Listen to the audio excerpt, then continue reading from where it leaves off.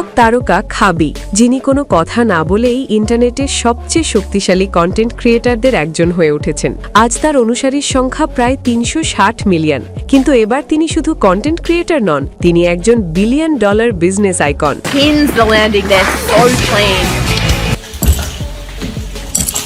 সম্প্রতি খাবি লামে তার প্রতিষ্ঠান স্টেপ ডিস্টিংটিভ লিমিটেড বিক্রি করেছেন $900 মিলিয়ন বিনিময়ে। এই প্রতিষ্ঠানটি কিনেছে মার্কিন কোম্পানি রিচ স্পার্কল হোল্ডিংস। তবে এখানেই শেষ নয়, চুক্তির পরও খাবি লামে পুরোপুরি সরে যাচ্ছেন না।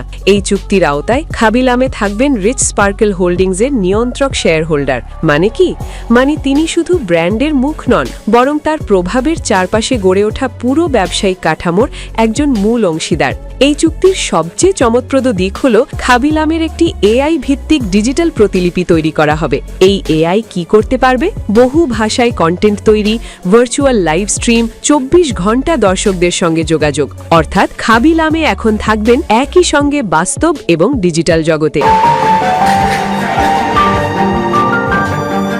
বৃহত্তর পরিকল্পনার অংশ হিসেবে খাবি লামের নাম যুক্ত হবে সৌন্দর্যপণ্য, সুগন্ধি, পোশাক ও lifestyle brand.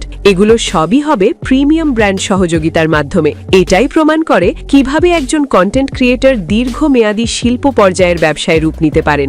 Rich sparkle holdings জানিয়েছে, এই মডেল পুরোপুরি চালু হলে বার্ষিক বিক্রয় পৌঁছাতে পারে $4 বিলিয়ন বেশি। প্রথম ৩৬ মাসের জন্য তারা খাবি লামের বৈশ্বিক ব্যবসায়িক কার্যক্রমের একচেটিয়া অধিকার পাবে। খাবি লামের গল্প আমাদের শেখায়, কন্টেন্ট শুধু বিনোদন নয়, সঠিক পরিকল্পনায় তা হতে পারে একটি গ্লোবাল বিজনেস সাম্রাজ্য।